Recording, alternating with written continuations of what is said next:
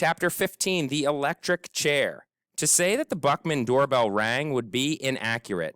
Something had happened to the bell. Its inner workings had become twisted, warped, confused, so that instead of emitting a pleasant ding or bong, the doorbell now sent an angry, window-shattering, you guessed the wrong answer on a game show kind of buzz through the Buckman house. To Flora, the doorbell sounded like the electric chair. Not that she had ever heard of an electric chair, but she had read about electric chairs and terrible things can happen to you. That particular installment of the comic had not contained any advice other than that it would be best to avoid getting into a place in your life where you might have to face the electric chair and any noises it was capable of making. Flora had found it to be a vaguely threatening and not at all useful issue of terrible things. "That's your father," said Flora's mother. "He rings that doorbell to make me feel guilty." The doorbell buzzed and crackled again. "See?" said her mother. Flora didn't see. How could one person ringing a doorbell make another person feel guilty? It was ridiculous. But then just about everything that Flora's mother said or wrote sounded faintly ridiculous to Flora. For example, "On feathered wings of joy. Since when did joy have feathered wings? Don't just stand there, Flora Bell. Go open the door. Let him in. He's your father. He's here to see you, not me." The electric chair knell of the doorbell sounded through the house again. "For the love of Pete," said her mother. "What's he doing? Leaning on the thing? Go let him in, would you?" Flora walked slowly through the dining room and into the living room. She shook her head in amazement. Upstairs in her room, there was a squirrel who could lift a vacuum cleaner over its head with one paw. Upstairs in her room, there was a squirrel who could type. Holy bagumba, thought Flora. Things are going to change around here. We're going to be vanquishing villains left and right. She smiled a very large smile. The doorbell gave another outraged sizzle. Flora was still smiling when she unlocked the door and opened it wide. Chapter 16, Victims of Extended Hallucinations. It was not her father at the door. It was Tootie Thickum, said Flora. Tootie stepped through the door and into the living room, and then she stopped. Her eyes widened. "What in the world?" she said. Flora didn't even bother turning around. She knew what Tootie was looking at. "That's the little shepherdess," said Flora. "The guardian of the lost sheep and light, or something. She belongs to my mother." "Right," said Tootie. She shook her head. "Well, never mind about the lamp." She took another step closer to Flora. "Where's the squirrel?" she whispered. "Upstairs," Flora whispered back. "I've come to check in and see if what I think happened yesterday actually happened, or if I'm a victim of an extended hallucination." Flora looked Tootie in the eye. She said, "Ulysses can type." "Who can type?" said Tootie. "The squirrel. He's a superhero." Tootie said, "For heaven's sake, what kind of superhero types?"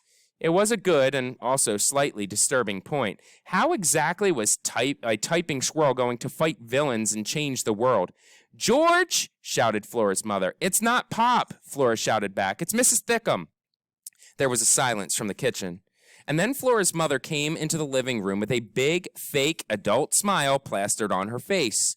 "Mrs. Thickum," she said, "what a lovely surprise. What can we do for you?" Tootie smiled a big, fake adult smile back. "Oh," she said, "I just came to pay Flora a visit." "Who?" "Flora," said Tootie. "Your daughter?" "Really?" said Flora's mother. "You came to see Flora." "I'll be right back," said Flora. She ran out of the living room and through the dining room. "What a truly extraordinary lamp," she heard Tootie say. "Oh, do you like it?" said Flora's mother. "Ha," thought Flora. And then she was out of the dining room and into the kitchen. She ripped the paper out of the typewriter and looked down at the words. They were absolutely not a hallucination. "Holy bagumba," said Flora. A loud scream echoed through the house. Flora took the paper and shoved it down in front of her pajamas and ran back into the living room. Ulysses was sitting on top of Mary Ann, or rather, he was trying to sit on top of Mary Ann. His feet were scrabbling to gain purchase on the lamp shepherdess's head. He paused in his efforts and looked at Flora in an apologetic and hopeful way, and then he returned to wobbling back and forth. "Oh, my goodness," said Tootie.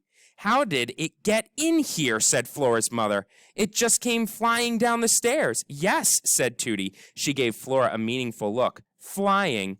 It absolutely scared the living daylights out of me. And Mrs. Thickham," we screamed. "We did," said Tootie. "We screamed. There's just no end to the excitement. If that squirrel breaks my lamp, I don't know what I'll do. Mary Ann is very precious to me." "Mary Ann," said Tootie. "I'll just get him off the lamp, okay?" said Flora. She put out her hand. "Don't touch it," screamed her mother. "It has a disease." The doorbell, as if it were echoing Flora's mother's advice, buzzed its terrible warning buzz.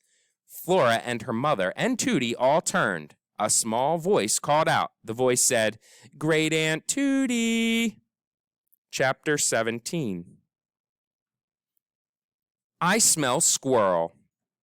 There was a boy at the door. He was short and his hair was so blonde that it looked almost white. His eyes were hidden behind enormous, dark glasses. In addition to Terrible Things Can Happen to You, the Illuminated Adventures of Incandesto regularly featured a second bonus comic entitled The Criminal Element is Among Us. The Criminal Element gave very specific pointers on how to never, ever be fooled by a criminal, and one of the oft-repeated dictums of the Criminal Element was that the best way to get to know a person was to look him or her directly in the eye. Flora tried to look the boy in the eye, but all she saw was the reflection of herself in his dark glasses. She looked short and uncertain, like an accordion in pajamas. "William," said Tootie, "I told you to stay put." "I heard screaming," said the boy. His voice was high and thin. "I was concerned. I came as fast as I could. Unfortunately, on the way over here, I had a small but extremely violent encounter with some variety of shrub, and now I'm bleeding." "I think I'm bleeding. I'm pretty sure I smell blood, but no one should be concerned. Please don't overreact."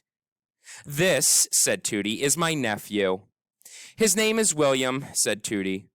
"Great nephew," said the boy, "and I hope I don't need stitches. Do you think I'll need stitches?" "His name is William. William Spiver, actually," said Tootie's nephew. "I prefer to be called William Spiver. It distinguishes me from the multiplicity of Williams in the world," he smiled. "It's a pleasure to meet you, whoever you are. I will shake your hand, but as I said, I think I'm bleeding. Also, I'm blind." "You are not blind," said Tootie. "I'm suffering from temporary blindness induced by trauma," said William Spiver. "Temporary blindness induced by trauma?" The words sent a chill down Flora's spine. Seemingly there was no end to the things that could go wrong with human beings. Why hadn't Terrible Things Can Happen to You done an issue on temporary blindness induced by trauma, or, for that matter, one of the extended hallucinations? "I'm temporarily blind," said William Spiver again. "How unfortunate," said Flora's mother. "He's not blind," said Tootie. "But, as of this morning, he is staying with me for the summer. Imagine my surprise and excitement. I have nowhere else to go." "Great Aunt Tootie," said William Spiver, "you know that. I'm at the very mercy of the winds of fate." "Oh," said Flora's mother. She clapped her hands. "How wonderful! A little friend for Flora." "I don't need a little friend," said Flora. "Of course you do," said her mother. She turned to Tootie. "Flora is very lonely. She spends far too much time reading comics. I've tried to break her of that habit, but I'm very busy with my novel writing, and she is alone a lot. I'm worried that it has made her strange." "I'm not strange," said Flora. This seemed like a safe statement to make when people as truly profoundly strange as William Spiver was standing right beside her. "I would be happy to be your friend," said William Spiver. "Honored," he bowed. "How lovely," said Flora's mother. "Yes," said Flora, "how lovely." "The blind," said William Spiver, "even the temporarily blind, have an excellent sense of smell." "Oh, for heaven's sake," said Tootie. "Here we go. I have to tell you that I smell something." "Out of the ordinary," something that is not usually smelled within the confines of human domestic sphere, said William Spiver. He cleared his throat. I smell squirrel. Squirrel. Confronted with the spectacle of William Spiver, they had forgotten about Ulysses. Flora and her mother and Tootie all turned around and looked at Ulysses. He was still on top of Mary Ann. He had managed to balance himself on the small blue and green globe that was at the center of the lampshade. That squirrel, said Flora's mother. He's rabid, diseased. He's got to go.